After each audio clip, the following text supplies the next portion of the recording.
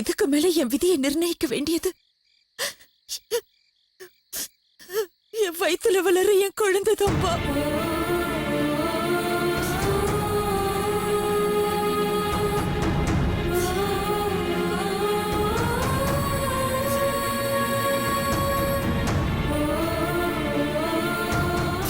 அது பிறந்து தீர்ப்பு சொல்ற வரைக்கும் நாம பொறுத்துதான்ப்பா ஆகணும்.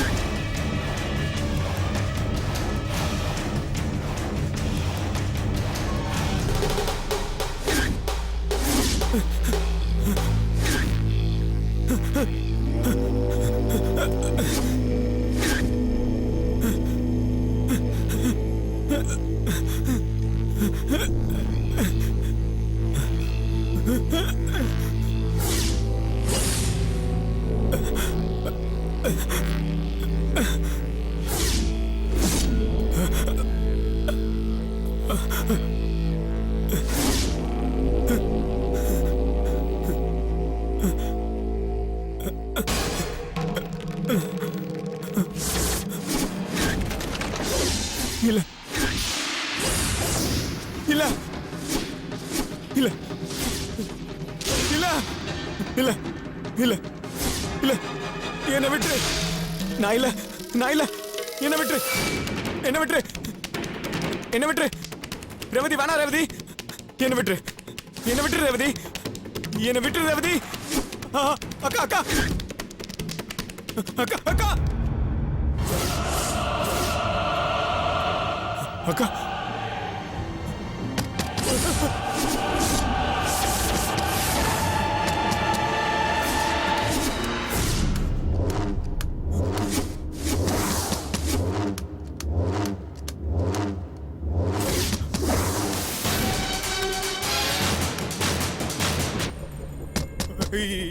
யாரு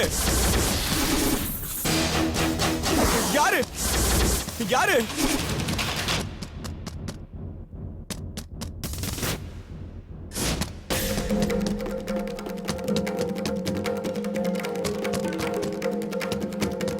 யாரு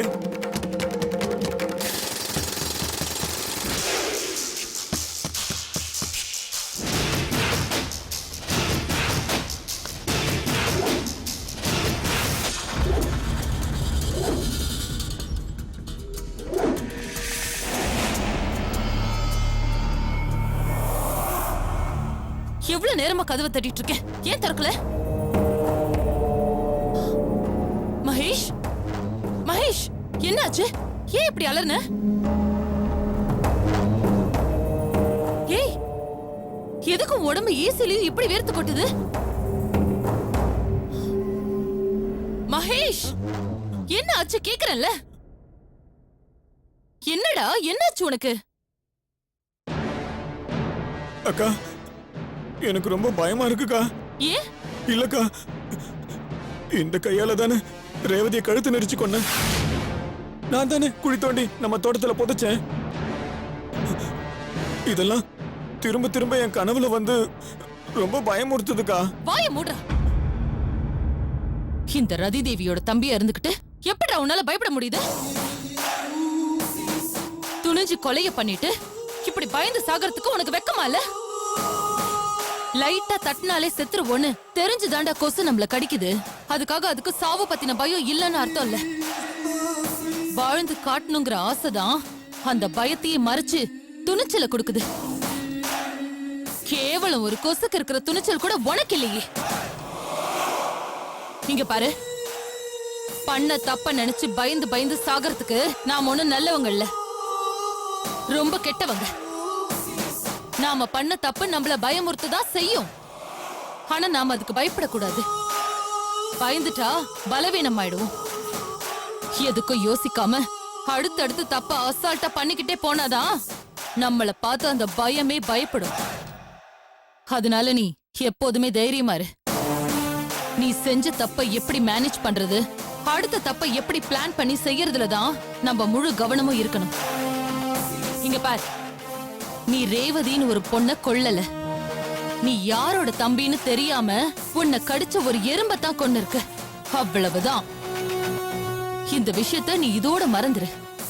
அதை விட்டுட்டு இப்படி தூக்கத்துல அலறது, முழிச்சிட்டு இருக்கும் போதே உளறதுன்னு நீ உன்னையே காட்டி கொடுத்துறாத. உனக்கு எதுவும் ஆகாம பாத்துக்கிறதுக்கு உன் அக்கா நான் இருக்கேன். நிம்மதியா படுத்து தூங்கு. போய் படு, தூங்குடா. Good night.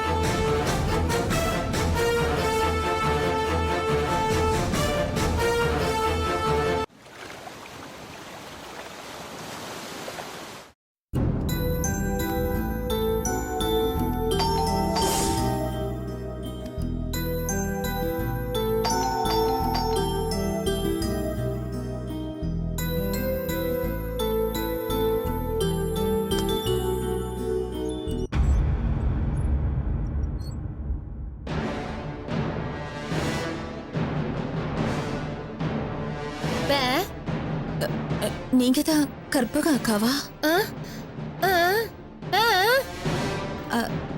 என் தங்கச்சி அடிக்கடி உங்களை பத்தி சொல்லுவா.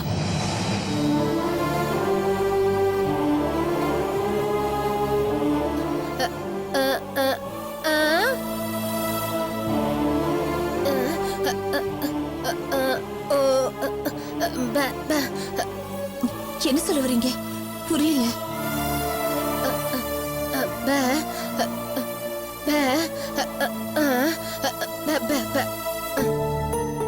என்கிட்ட முக்கியமான விஷயத்த சொல்லணுமா? நானும் ஒரு முக்கியமான விஷயத்த தெரிஞ்சுக்கிறதுக்காக தான் இங்க வந்திருக்கேன். என் தங்கச்சி ரேவதி எங்க போயிருக்கான்னு உங்களுக்கு தெரியுமா?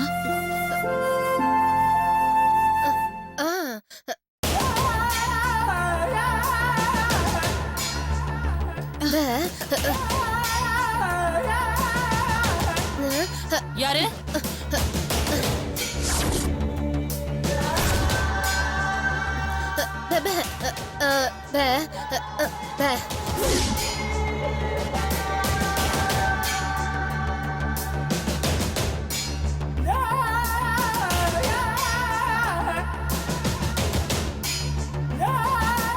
நீ மேல போய் ரூமை கிளீன் பண்ணு போ.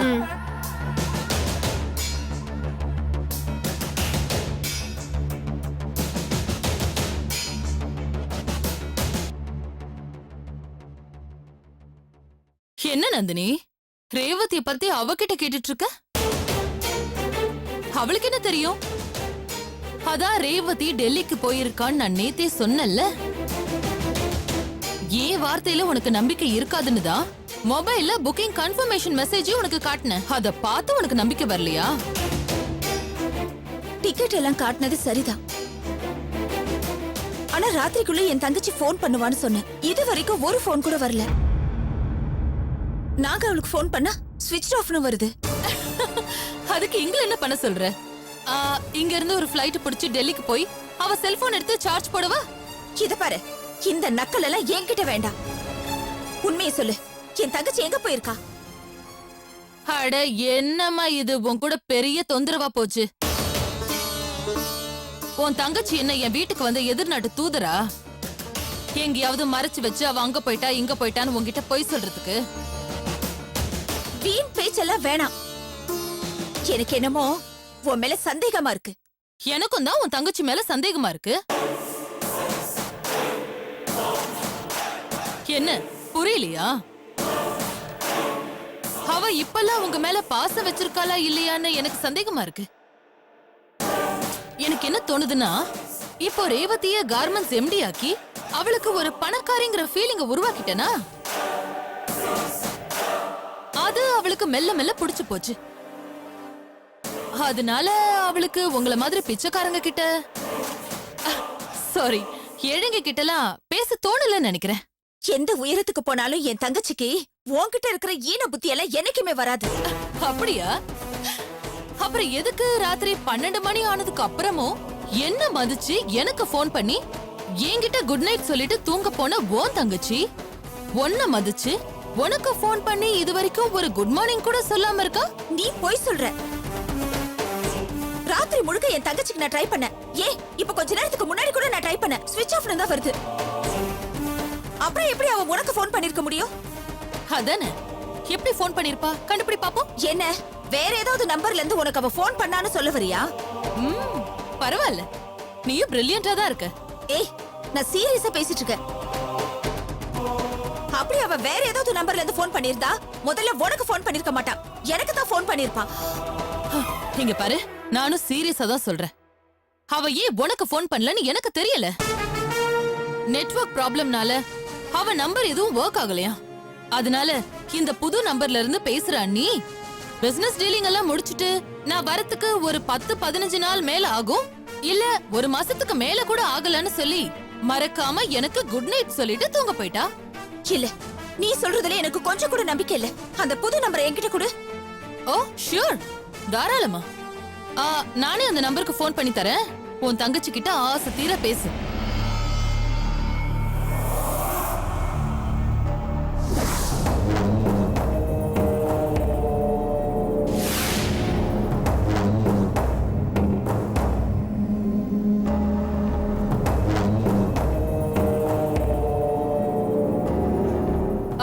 ஹலோ ரேவதி, நான் தான் அண்ணி பேசுறேன். பிஸியா இருக்கியா? இல்ல நீ சொல்லுங்க. ஒண்ணும் இல்ல, நீ டெல்லிக்கு போனதுல இருந்து உங்க வீட்ல நீ யார்கிட்டயும் பேசலையாமே? ஏமா, 1000 தான் நீ பிஸியா இருந்தாலும் அவங்க உனக்கு ரத்த பந்தம் இல்லையா? இப்ப பாரு, 2 நாளா உன்னோட அக்கா வீட்டுக்கு வந்து என் தங்கச்சி எங்கன்னு கேட்டு ஒரே தொந்தரவா இருக்கு. அந்த போனை என்கிட்ட கொடு. ஒரு நிமிஷம் ரேவதி, உன் அக்காட்டியே பேசு. ஹலோ ரேவதி, நான் நந்தினி பேசுறேன்டி.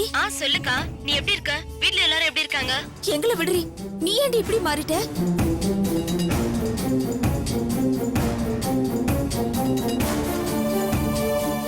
அக்கா சாரிக்கா, என்ன தப்பா நினைச்சுக்காத. இது என்னோட ஃபர்ஸ்ட் அச்சீவ்மெண்ட். இத நான் பிரில்லியண்டா முடிக்கணும் இல்லையா? அப்பதானே என்னால எதுவும் முடியும்னு காட்டி அந்த ரதி தேவிய நான் பணிய வைக்க முடியும். என்னதா இருந்தாலும் இப்படியா சொல்லாம கொள்ளாம போவ? சாரிக்கா. வீட்ல எல்லாரும் எப்படி பதறி போயிட்டோம் தெரியுமா? நம்ம வீட்லயே 1008 பிரச்சனை. இதுல நீ வேற ஏண்டி எங்களை இப்படி டென்ஷன் படுத்துற? சாரிக்கா, விஸ்வா மாமா விஷயத்தை கேள்விப்பட்டும் அவர் வந்து பார்க்க கூட முடியாம கிளம்பி போனது தப்புதான். வேற வழி இல்லாம தான்க்கா வந்தேன். இப்ப மாமாக்கு எப்படி இருக்கு? அவர் ஹாஸ்பிட்டல்ல இருந்து கூட்டிட்டு வந்தாச்சா? கூட்டிட்டு வந்தாச்சு. இப்ப அவருக்கு கொஞ்சம் பரவாயில்ல. ஆமா, நீ எப்ப இங்க வருவ? நீ வரதுக்கு 10-15 நாள் ஆகும்னு இவங்க சொல்றாங்க. இல்லக்கா, அதுக்கு மேலே ஆகும் போல இருக்கு. என்னடி சொல்ற? அதுக்கு மேல ஆகுமா? ஆமாக்கா, இது கொஞ்சம் பெரிய மீட்டிங். நிறைய பேர் கன்ஸ்ட்ரக்ஷன்ல இருந்து வந்திருக்காங்க. இன்னும் நிறைய பேர் வர வேண்டியது இருக்கு. டீலிங் ஃபைனல் ஆனதுக்கு அப்புறம் தான் நாங்க வர வேண்டியது இருக்கும். நாங்க வந்தது முதல்ல நம்ம வீட்டுக்கு தான்க்கா வருவேன். ப்ளீஸ்க்கா, நீ இதெல்லாம் அப்பா அம்மா கிட்ட சொல்லிடு. சரிக்கா, இங்க சிட்டிங் ஆரம்பிச்சிட்டாங்க. நான் உள்ள போகணும். நான் ஃப்ரீயா இருக்கும் போது கால் பண்றேன். சரியா? எல்லாரையும் கூப்பிடுறாங்கக்கா. நான் வச்சிடுறேன்.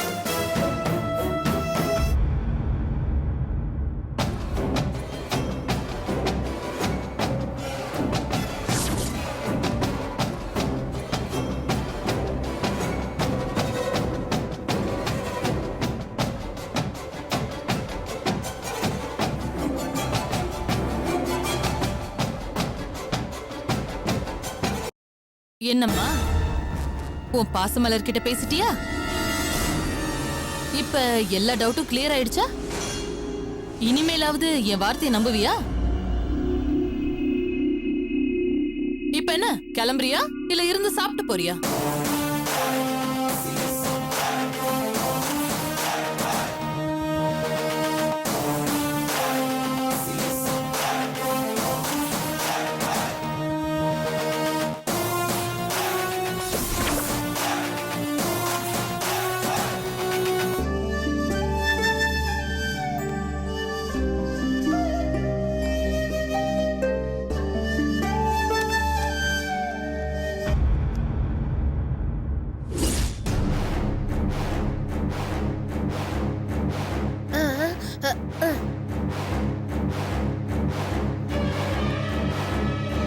என்ன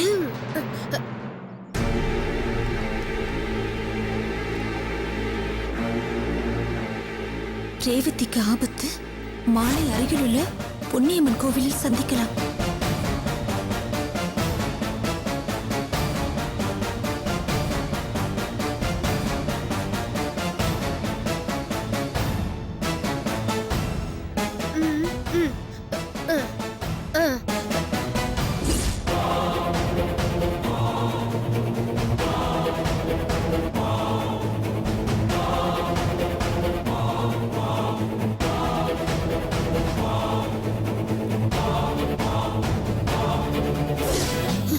என்னம்மா சொல்ற? எல்லாம் நல்லபடியா முடிஞ்சு அந்த நந்தினியை விஸ்வா மாமா கிட்ட இருந்து பிரிச்சு நான் அவரை கல்யாணம் பண்ணிக்கலாம்னு கனவு கண்டுகிட்டு இருந்தா இப்போ அந்த வக்கீல் குண்டு தூக்கி போட்டிருக்காரு. ஆமாண்டி, அந்த வக்கீல் சொல்ற மாதிரி அந்த நந்தினி கோர்ட்ல வச்சு தான் வயத்துல வளர்ற குழந்தை விஸ்வாதுன்னு சொல்லிட்டா போச்சு. ஐயோ, அதுக்கப்புறம் ஆஸ்பத்திரி டிஎன்ஏ ரிப்போர்ட்னு நம்ம பிளான் எல்லாமே தலைகீழா மாறிடும். ஐயோ அம்மா, அப்படி சொல்லாத. எனக்கு ஷாக் அடிச்ச மாதிரி இருக்கு. ச்சே, அந்த நந்தினினால என் வாழ்க்கையில சந்தோஷமே இல்லாம போயிடும் போல இருக்கு. ஏடி இப்படிலாம் பேசுற?